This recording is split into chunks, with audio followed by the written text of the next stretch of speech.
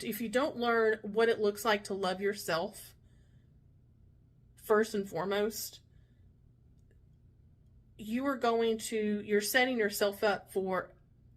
so much more of a complicated,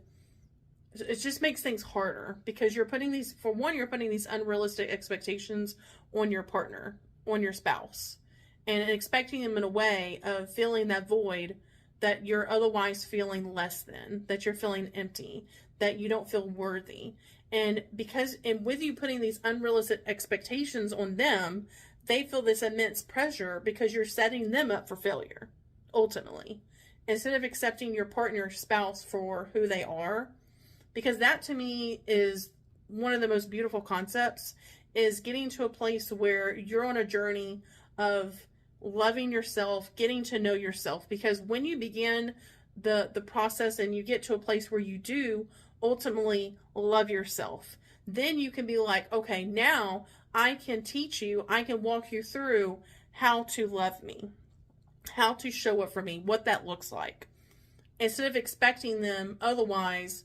to build you up all the time. Now, of course, that's not to say that, it is important for us to lean on one another, to encourage one another, to be, in a way, each other's cheerleader,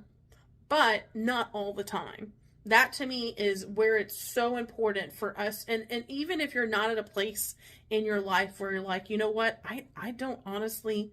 think I love myself, I will be the first to say that there was a tremendous amount of time, because now I'm on a journey of learning how continuously to show up for myself and how to provide that love for myself, because that was something that I was not taught growing up. That was not something that I brought into relationships, let alone my marriage. And what I did in return was turn to those that I was either intimately involved with, or those that I was dating, or even in my own marriage, and expecting that other person, because I didn't love myself and I had this empty void, I was continuously looking to them to otherwise fill that void, whether it was through attention, whether it was through their time, whether it was through their energy. And that can take a lot out of a person, especially if you go into a partnership with somebody